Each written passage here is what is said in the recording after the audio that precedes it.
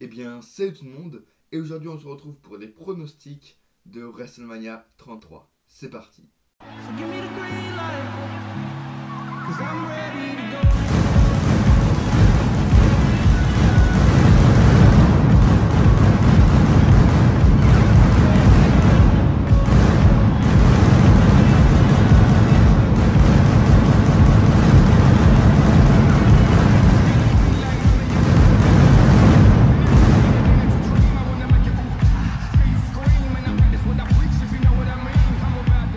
Donc je suis très content de vous retrouver aujourd'hui pour cette vidéo, les vidéos que j'attends le plus de faire de l'année. Donc j'ai la voix un peu cassée, donc excusez-moi si j'ai une voix un peu de merde, encore plus que d'habitude.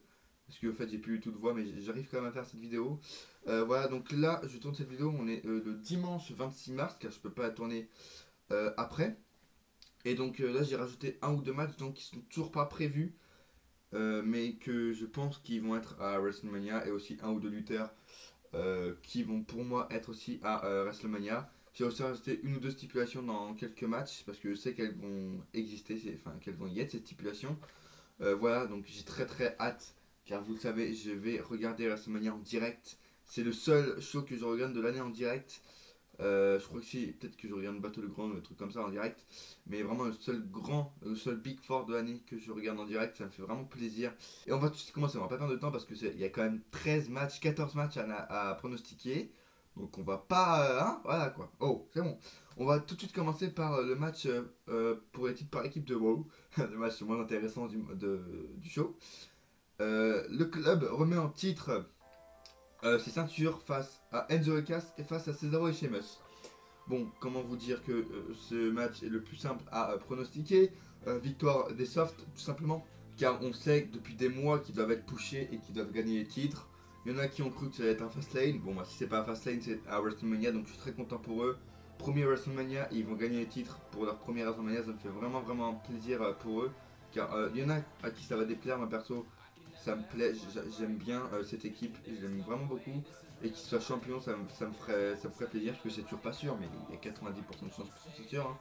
Et vu que pour le club et pour Cesaro et Sheamus, on n'a aucune info pour eux après, victoire des Softs pour ce match qui deviendrait donc nouveau champion. On va encore enchaîner avec le second match pour les titres par équipe, mais de SmackDown cette fois. Donc j'ai pris les matchs sur Wikipédia, hein, évidemment.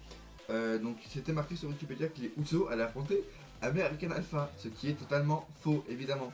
Car pour moi, les Usos, on sait qu'au Talking Smack, donc du SmackDown juste cette semaine, ils ont dit oui, à Dan Bryan, ils ont dit ouais, on voudrait bien un match exceptionnel et des adversaires exceptionnels. Je pense que ça va être les Hardys, je m'explique évidemment. Donc quand les Hardys sont arrivés à la ROH et sont devenus champions, on a appris quelques heures après que leur contrat était de courte durée. Et donc là, on a aussi appris que leur contrat avec la ROH allait se terminer le 1er avril.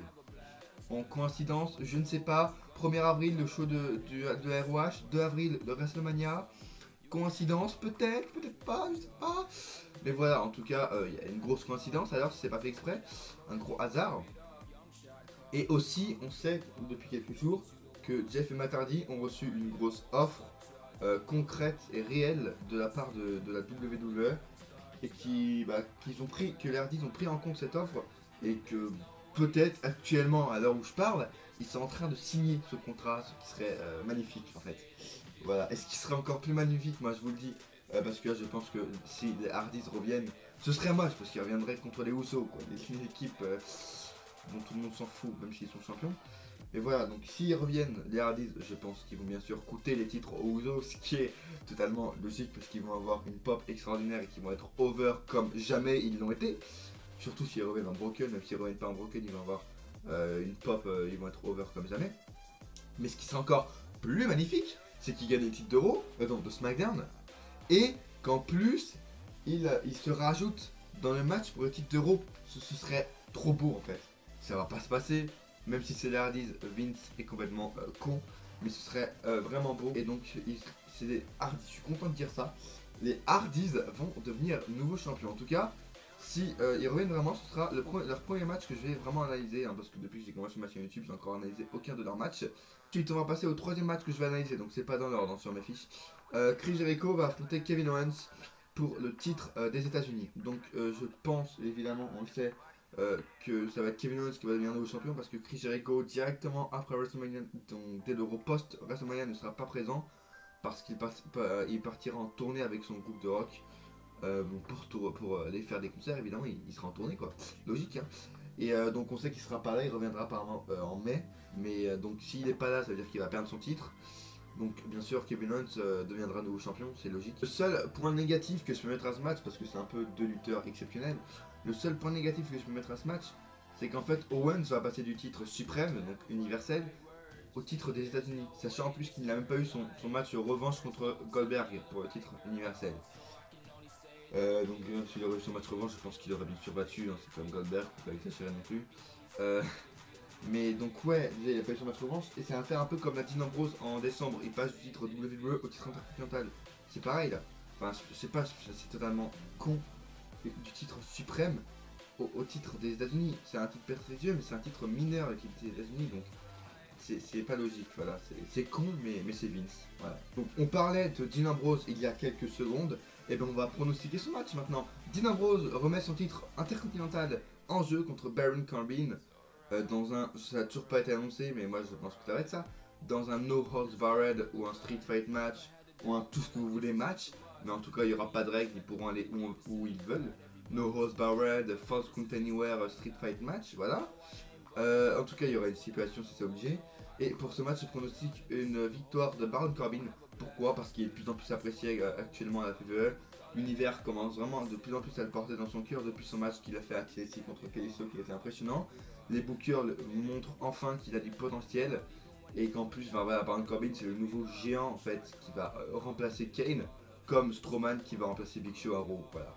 Donc c'est totalement logique de le faire gagner le titre intercontinental. En plus à WrestleMania, il aurait une pop extraordinaire. Moi franchement j'apprécie de plus en plus Baron Corbin, ça me ferait vraiment plaisir qu'il gagne. Et pour Dean Ambrose, je pense que la rivalité entre les deux va continuer donc après Mania. Mais pour ce match, je pronostique une victoire de Baron Corbin qui donc sera nouveau champion intercontinental. Et donc maintenant on va passer au match tag team mixte. Donc John Cena et Nikki Bella affrontent The Miz et Maryse. Donc à mon étonnement, je sais pas si c'est français, mais j'apprécie cette rivalité parce que c'est deux lutteurs, donc John Cena et Nikki Bella que j'apprécie, non John Cena et The Miz que j'apprécie beaucoup, et une lutteuse que j'apprécie beaucoup aussi c'est Maryse, évidemment pas Nikki Bella. Donc pour ce match, pronostique une victoire de Miz et Maryse, tout simplement parce qu'ils en ont besoin. Ils sont en total push depuis des mois en ce moment, depuis WrestleMania en fait, The Miz est en push et son push ne s'arrête pas. Voilà, en un an il a affronté du Styles, du Ambrose, plein de monde. Et donc je pense que The Miz et Maryse vont conserver leur titre. En plus, Maryse fait son retour sur les rings ce soir-là. J'espère qu'elle va revenir avec son theme song qui en plus est en français. C'est vraiment bon. Un theme song en français à WrestleMania, ce serait magnifique. Ça fait des années qu'on n'a pas entendu ça. Franchement, pour ce WrestleMania, je me prends vraiment comme en 2008-2009 quoi. Du Maryse, du Miz, du Cena, du Taker, peut-être des Hardys, du Orton. Vraiment, c'est un WrestleMania des années 2008 quoi. C'est beau, c'est vraiment beau.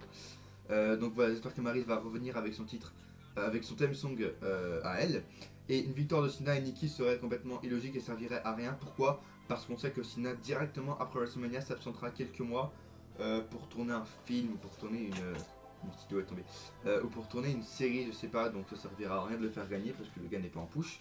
Et Nikki Bella compte arrêter sa carrière après WrestleMania.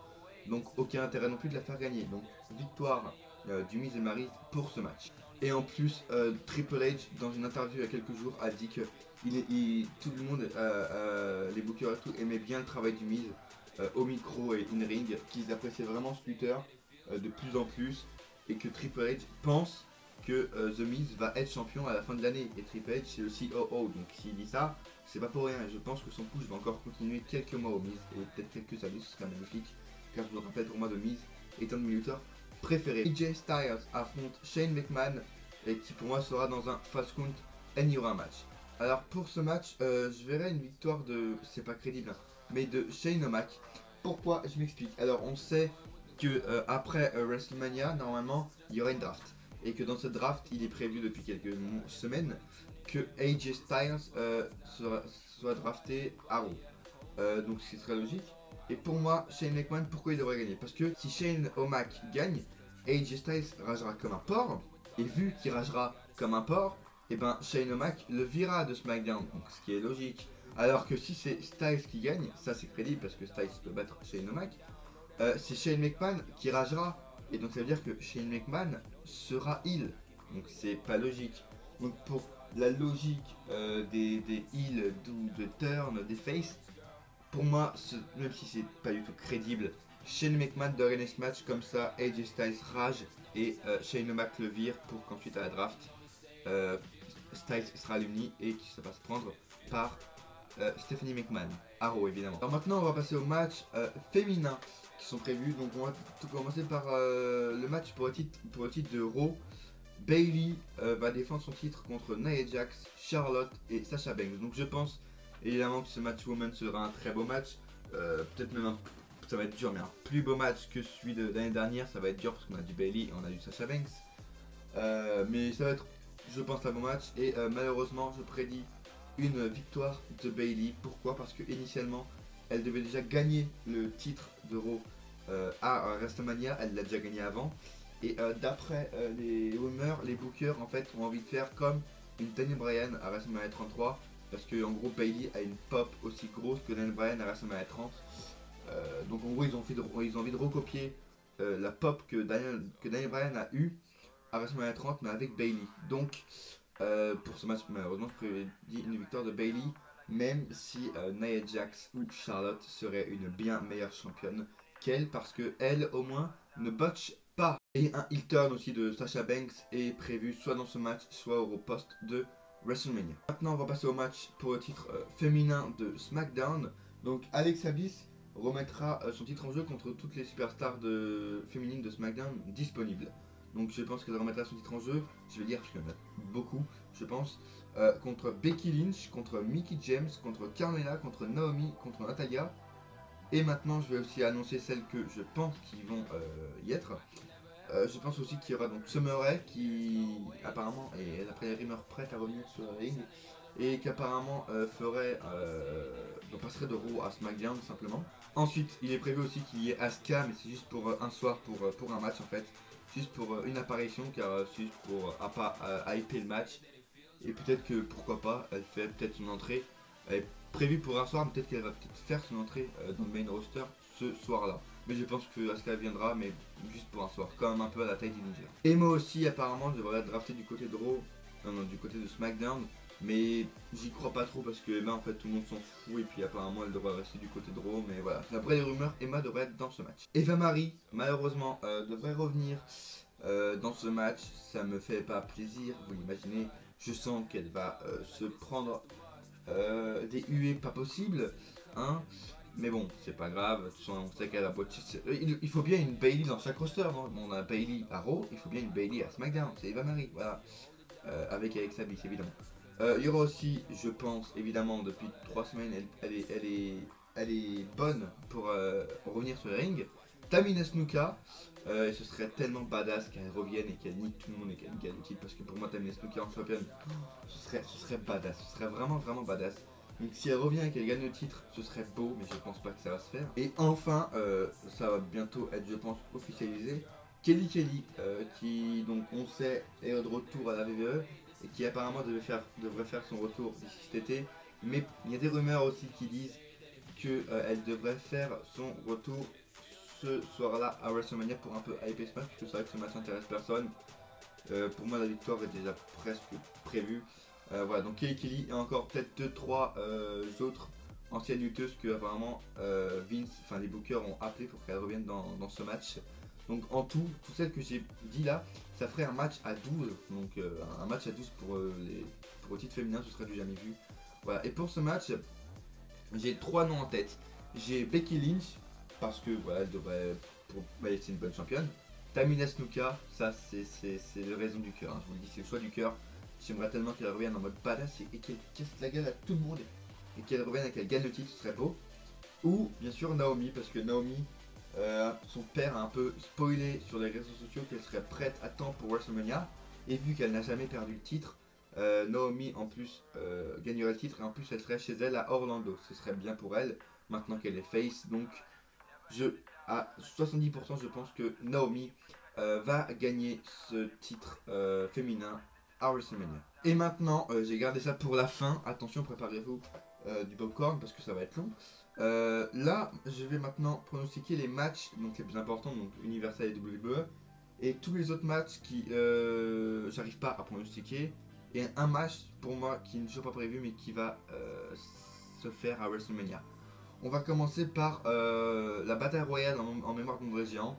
Ça, c'est chaque fois, à chaque année, c'est très dur d'y pronostiquer parce qu'on prévoit qu'il y a 2-3 noms qui ressortent du lot. Mais à chaque fois, c'est un gars qui est de retour et donc on ne sait pas du tout qui devait être de retour et donc il gagne. Donc, pour ce match, il y a déjà d'annoncer Kurt Hawkins, Big Show, Apollo Crews et Mojo Rawley. Mais moi, je pense en plus qu'il y aura, attention, ça va être assez long, Sami Zayn, Braun Strowman, Kane, Dolph Ziggler, Eric Rowan, The Ascension, Kalisto, Shelton Benjamin, et voilà, peut-être que Shelton Benjamin fera son retour parce qu'on sait qu'il devait avoir 1 an de convalescence, mais peut-être qu'il est prêt pour revenir à Mania et ce serait beau. Donc là, en plus des Hardy et tout, Shelton Benjamin qui revient à WrestleMania, ce serait magnifique. Voilà. Et aussi, donc, je sais pas si je l'ai dit, Luke Harper et tout. Et bon, pour ce match qui est très dur à pronostiquer, je sais vraiment pas. Je pronostique peut-être une victoire de Braun Strowman car on sait, Triple H et les bookers l'ont dit, il y a de grandes choses prévues ensuite pour Braun Strowman après WrestleMania. Donc peut-être que c'est après WrestleMania et donc pour WrestleMania ils n'ont rien prévu pour lui. Et peut-être que ça va commencer direct à WrestleMania. Et donc si ça commencerait direct à Mania, il y aurait une victoire de Braun Strowman pour la mémoire, pour la bataille royale. Donc peut-être Braun Strowman, peut-être Sami Zayn parce qu'ils n'ont aucun plan et peut-être que le plan c'est de le faire gagner la bataille royale, ce qui serait pas logique. Je vois aussi pourquoi pas Luke Harper parce que le gars depuis quelques semaines poussé, même si là il est un peu en dépouche depuis qu'il a perdu face à AJ Styles. Mais voilà, en ce moment il est un peu poussé et donc pourquoi pas continuer, redonner un peu de peps à son push. Qui je vois d'autre, pourquoi pas Eric Rowan qui ferait aussi son retour à Mania et qui gagnerait pour le début d'un push aussi, pourquoi pas. Mais ouais, je vois pas de lot qui ressortent. Après, j'ai un nom qui vient de me venir en tête actuellement, c'est Pete Dunne, qui donc apparemment déjà devrait faire partie de la nouvelle évolution donc de Triple H, Samoa Joe, Kevin Owens. Apparemment, Pete Dunne devrait être introduit dans ce match. Et vu que l'année dernière c'était aussi un cas de NXT, donc Baron Corbin qui avait fait ses débuts dans le main roster qui avait gagné, pourquoi pas là faire arriver dans le main roster Pete Dunne et de le faire gagner. Et comme ça ensuite les débuts de l'évolution, voilà, ce serait bien avec Kevin Owens champion et Pete Dunne qui serait le gagnant de la Battle Royale. Pourquoi pas, pourquoi. Ensuite, il y a un second match sur mes notes pour ce match, j'ai mis je sais pas. Neville contre Austin Aries pour le titre Crazy-Weight. Ce qu'on sait, c'est que ça va être un très beau match. Ça, c'est quasiment sûr. Ce qu'ils vont devenir en fait. Après WrestleMania, on n'a pas d'idée. Donc, personnellement, je pense que la rivalité entre Neville et Austin Aries va continuer après Mania. Et même si Austin Aries va faire ses débuts dans le main roster, enfin, il a déjà fait ses débuts, et que ça va être son premier WrestleMania, et que ça va être son premier match pour le titre, je pense tout de même que Neville. En fait, ouais, je prévoirais une victoire d'Austin Aries, mais mon cœur me dit ce serait con que Neville perde. Parce que c'est tellement un bon champion. Et qu'on sait pas ce qu'Austin Aries. C'est un bon lutteur, mais on sait pas ce qu'Austin Aries peut devenir en champion. Et que l'univers va donner à lui en champion. Mais voilà, je vais pronostiquer quand même une victoire d'Austin Aries pour le business. Victoire d'Austin Aries. Et je pense qu'ensuite la rivalité entre les deux va continuer. Maintenant, on va passer au match que tout le monde attend et que le lutteur le plus hésité va être dans ce match. Roman Reigns contre l'Undertaker. Je me dépêche un peu parce qu'en fait, j'ai plus trop de temps. Là, ça fait déjà 30 minutes que j'ai tourné. Donc voilà, on va un peu se dépêcher. Déjà, je pense que ça va être un match simple. Hein, il n'y aura pas de stipulation comme son dernier match Undertaker l'année dernière. Et les bookers, pour information, les bookers, juste après le Raw de la semaine dernière, ont fait une réunion d'urgence parce qu'en fait, l'Undertaker leur avait dit qu'il n'était vraiment pas en forme, que sa hanche lui faisait vraiment mal car l'Undertaker doit être opéré de la hanche depuis des mois et qu'il n'est toujours pas fait. Et donc, c'est pour ça que les bookers, en fait, maintenant hésitent à le faire gagner ou hésitent à le faire perdre. Et ils pensent, les bookers, ils pensent plus que ça va être son dernier match à WrestleMania contre Roman Reigns. Ce serait con, parce que terminer sur une défaite, parce que oui, Roman Reigns normalement devrait gagner, donc terminer sur une défaite, ce serait tellement moche pour Undertaker. Voilà. Mais vu que ouais, il pense que c'est son dernier match, mais je pense donc personnellement pour le business et pour tout, je pronostique une victoire de Reigns. Mais si Reigns gagne ce match, il doit faire un heel turn obligatoirement. Vince est débile, il va pas le faire. Parce que Vince, il dit que si Reigns gagne contre Taker, ce sera le babyface, ce sera le mec le plus apprécié.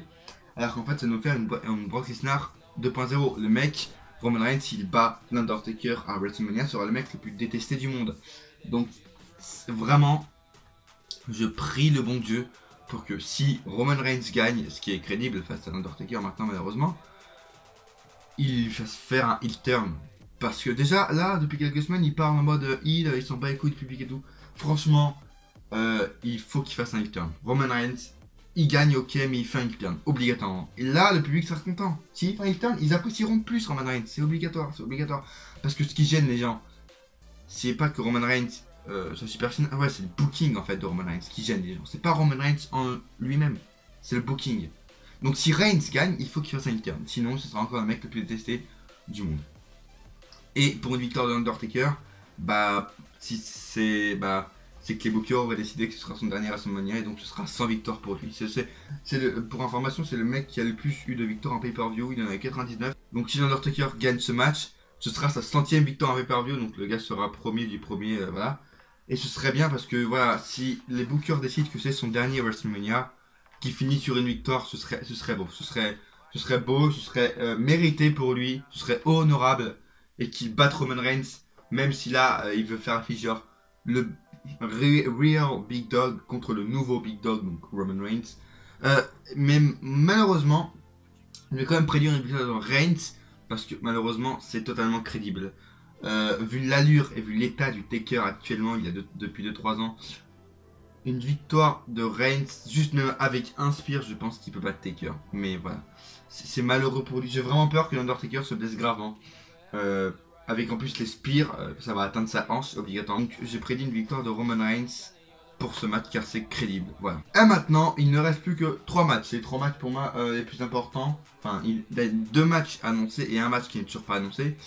D'abord, le match annoncé, c'est évidemment le Goldberg contre Brock Lesnar qui apparemment est en main event, ce qui est une très mauvaise idée parce qu'il va durer 5 minutes. Hein, hashtag Survivor Series, hashtag Royal Rumble, hashtag Fastlane. Donc évidemment c'est un match sain pour le titre universel de la WWE. Et il est prévu depuis des semaines que Lesnar gagne ce titre et conserve donc jusqu'à SummerSlam, ce qui ferait un remake de 2014. Malheureusement, où il avait gagné à SummerSlam, il conservait jusqu'à WrestleMania, ce qui serait complètement débile.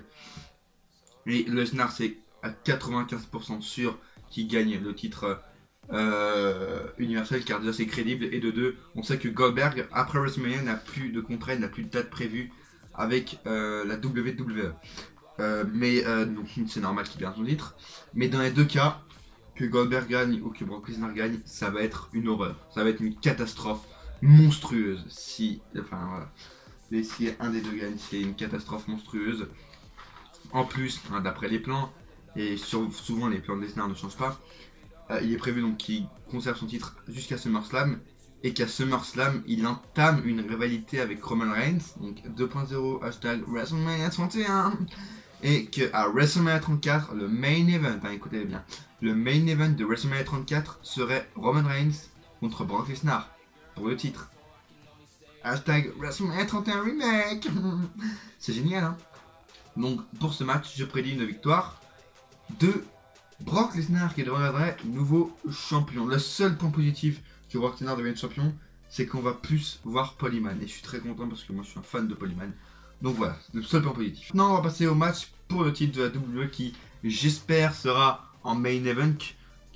Parce que il n'y a pas trop de chances qu'il soit en main event. Mais j'espère que les bookers dans les derniers jours vont changer d'avis. Et que ce match sera en main event parce que c'est un peu logique. Hein, Randy Orton a gagné le Royal Rumble, donc l'homme qui gagne le Royal Rumble est en main event, donc s'il n'est pas en main event, il casse toutes les règles du Rumble, donc le Rumble ça sert à rien qu'il existe encore, voilà. Donc Bray Wyatt affronte Randy Orton pour le titre de la WWE.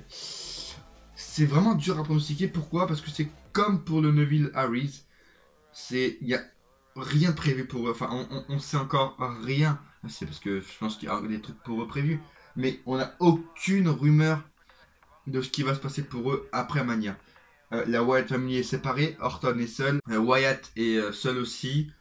Je crois que c'est Orton et Heel, ou Wyatt est face, ou Wyatt et Heel, Orton est face, donc on sait pas qui est Heel et qui est face. Pour le public, tout le monde est des deux sont face. On sait pas du tout ce qui va se passer pour eux après Mania. Donc c'est pour ce match, je vous dis, j'ai marqué sur la fiche, je sais pas, parce que je sais pas. Vraiment, j'ai aucune idée de qui peut gagner. Mais je m'en rappelle maintenant qu'on a eu une rumeur il y a quelques jours comme quoi Orton devait gagner le titre et ce serait magnifique. Pour moi, Orton mérite de gagner le titre, même si c'est con parce que ils savent pas faire de match. Ils font une superstar qui est championne et qui mérite de le garder contre une superstar qui doit être championne et qui mérite d'être championne. Donc, qui choisir entre les deux, entre le choix du cœur et le choix de la raison? Le choix du cœur, j'arrive pas à me décider. Et le choix de la raison, le choix du business, j'arrive pas non plus parce que les deux sont over chaque soir, à chaque fois qu'ils combattent, les deux sont over et sont un baby face. Qu'est-ce que tu veux choisir entre les deux? Mais je vais quand même prédire une victoire d'Orton, car peut-être des gens peuvent penser ça, peuvent penser que Orton maintenant est un peu trop vieux pour être champion. Moi personnellement, je pense pas ça. Je pense qu'Orton a encore les épaules, la carrure pour devenir champion de WWE et pour porter un titre. Et je pense peut-être, sans plus on n'a encore aucune rumeur sur ça, que la rivalité entre Orton et Wyatt continuera peut-être quelques semaines, quelques mois après WrestleMania, alors qu'elle dure déjà depuis octobre, je crois. Mais elle ne me dérange pas parce que voilà, ils arrivent toujours à se renouveler et puis c'est une rivalité très psychologique, donc elle est très très bien. Moi je trouve c'est une des meilleures rivalités actuellement. Donc pourquoi pas qu'elle continue encore après Mania. Donc voilà, je vais diviser mon cœur en deux et je vais pronostiquer une victoire d'Orton, donc qui deviendrait pour la 13e fois je crois champion de la WWE. Et malheureusement Bray Wyatt ne sera plus champion. Qu'est-ce que je vous dis, la WWE fait de mauvais choix, la VE ne sait pas faire de bons choix, donc voilà. Victoire d'Orton. Maintenant, on va passer au dernier match. Bien sûr, ce ne sera pas le main event, je pense. Mais qui, pour moi, va être prévu. Triple H contre Seth Rollins. Déjà, pour moi, la rivalité a été mal construite, a été mal amenée. Parce que voilà, elle a commencé en septembre. Ensuite, durant septembre, octobre, novembre, décembre, janvier, elle a été stoppée. On n'a eu aucune nouvelle de ça. Ensuite, 2 semaines avant le Royal Rumble, Triple H est revenu faire perdre Rollins, comme ça il n'a pas participé au Rumble. Voilà, donc c'est un peu coup-ci coup-ça. Ils mettent, oh bah tiens, allez, on va mettre la rivalité Orton-Rollins ce soir. Bah oui, allez, allons-y. Oh non, la semaine prochaine, j'ai pas envie. Et en fait, je pense que ça a un peu été construit comme ça. Déjà, cette rivalité était prévue pour WrestleMania 32, malheureusement, Rollins était blessé. WrestleMania 33, Rollins s'est encore blessé. Et donc là, c'est vraiment divisé en deux. Si Rollins n'est pas là, c'est pas une dire que sa carrière sera foutue, mais déjà quand tu rates un WrestleMania, c'est chaud pour toi, mais quand t'auras deux d'affilée, c'est pas genre il rate WrestleMania 32, après il rate WrestleMania 35 et tout, non, là il rate 2 WrestleMania d'affilée. Là, ça met encore plus un frein à sa carrière et ça va être chaud. Je pense que Rollins est apte personnellement à remonter sur le ring car c'est pas une blessure aussi importante que sa première blessure au genou. Certes c'est au même genou mais pour moi elle est moins importante, donc personnellement je pense que Rollins est apte à remonter sur le ring même si beaucoup de gens pensent le contraire. Et donc voilà, déjà donc, la rivalité a été mal construite. Pourquoi? Parce que Rollins a été blessé donc on l'a pas beaucoup vu. Deuxième point, elle est arrivée coup-ci coup-ça, donc une apparition de Triple H en septembre, ensuite la rivalité a repris en janvier, elle reprend en mars. Voilà, tu comprends pas trop le délire. Ça reprend tous les 3 mois en fait, voilà, pour être un peu logique. Et troisième point, il n'y a pas de stipulation en fait. Les deux utilisent le pedigree, donc les deux utilisent le pedigree, ils auraient pu faire une stipulation d'un match, genre celui qui perd le match n'a plus le droit d'utiliser le pedigree. Et dans ce cas-là, s'il y aurait eu cette stipulation, j'aurais pronostiqué une victoire de Triple H, parce que Triple H, on le connaît avec le pedigree, avec la Sledgehammer. Donc comme ça, Seth Rollins aurait arrêté d'utiliser le pedigree qui porte pas très bien non plus. Mais, vu qu'il n'y a pas cette stipulation, je pense vers une victoire de Seth Rollins. Ça lui apportera pas beaucoup de choses. Cette rivalité, elle aurait vraiment pu être énorme. C'est parce que c'est quand même Triple H, c'est quand même Seth Rollins. Mais ils l'ont tellement construit mal que, personnellement, moi, ça me fait dire, bon, bah si Seth Rollins gagne, ouais, ça va rien apporter de bien. Si Triple H gagne, ouais, ça va rien apporter de mal à Rollins, bon. Et maintenant, en plus, Triple H fait un match par an, il fait quand même Undertaker, donc bon. Il y en a qui peut dire, ouais, c'est mal pour lui parce qu'il va perdre contre un part-timer. Ouais, bon, si vous voulez. Cette rivalité, elle est pas inintéressante, mais ouais, elle était mal construite, donc on se dit que Seth Rollins gagne ou perde, il va rien arriver de mal, il va rien perdre en fait, Rollins. Dès le poste de WrestleMania, il peut direct commencer une nouvelle rivalité. On va direct oublier la rivalité de Triple H contre Rollins. Ce qui sera logique évidemment, c'est que Seth Rollins gagne. Donc j'ai pronostiqué une victoire de Seth Rollins pour ce match parce que Triple H n'a aucun intérêt à gagner. Et qu'en plus, Seth Rollins donc, va gagner parce qu'il a été blessé, il a été absent à WrestleMania 32. Et si Seth Rollins n'est pas là, ça va être Balor parce que voilà, c'est pas encore sûr que Seth Rollins soit prévu pour le match. Donc si pour moi Seth Rollins ne peut pas, n'est pas apte à participer au match, ce sera Finn Balor qui le remplacera. Pourquoi? Parce que déjà dans un live event, il y a eu Balor, Chris Jericho et Sami Zayn contre l'Evolution. Donc pourquoi pas ensuite mettre Balor contre Triple H pour faire genre face contre heel et tout. Et qu'en plus, deuxième point, on sait que les bookers et que Vince ont envie d'avoir une apparition et d'avoir un match de Finn Balor pour WrestleMania. Et s'il n'y en a pas, ce serait déjà con parce que c'est comme Finn Balor. Et ben, ce serait con quoi parce que c'est le best for business, un peu Finn Balor.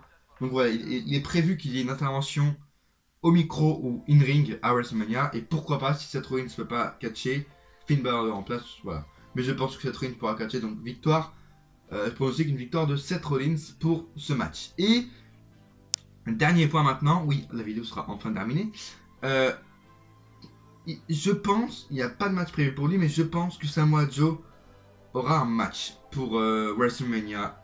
Pourquoi pas contre Finn Balor, même si ça servira à rien, parce que le truc c'est que il n'y a eu aucune rivalité entre eux, ils se sont jamais affrontés. En tout cas, je pense que Joe aura une apparition aussi comme Balor à WrestleMania, donc soit micro, ce serait bête, soit une ring, donc soit dans un match, ou alors, enfin, dans un match oui, ou alors dans le match, dans la Battle Royale. Voilà, ce serait bête, hein, mais vu qu'il n'a pas de match prévu, ou alors un Finn Balor contre Joe, ce serait un dream match, mais sans aucun intérêt, parce que les deux ne sont pas en rivalité. Voilà, j'en ai terminé enfin avec la vidéo pronostic.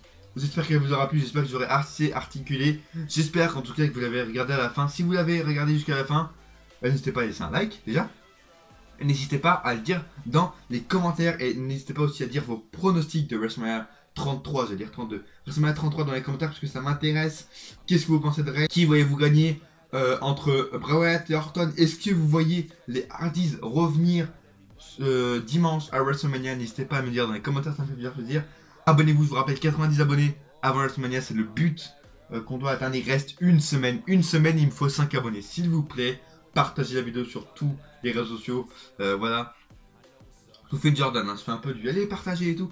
Non, sérieusement, il me manque 5 abonnés, c'est le but qu'il faut atteindre.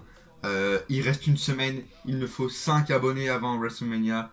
Donc s'il vous plaît, partagez la vidéo sur Facebook. N'hésitez pas à liker et à vous abonner si ce n'est pas déjà fait évidemment, car le but 90 abonnés avant WrestleMania. J'espère que la vidéo vous aura plu. Une vidéo unboxing, enfin sur les DVD de catch arrivera dans la semaine. Et l'analyse de WrestleMania 33 arrivera lundi ou mardi 3 ou 4 avril. Normalement si tout est normal. Et vous aurez peut-être ma réaction en live parce que je filmerai peut-être ma réaction. Mais ça c'est pas sûr. Mais en tout cas ce qui est sûr c'est que je regarderai en live WrestleMania. Voilà. Et à coup sûr, on se retrouve pour une prochaine vidéo. Ou pas.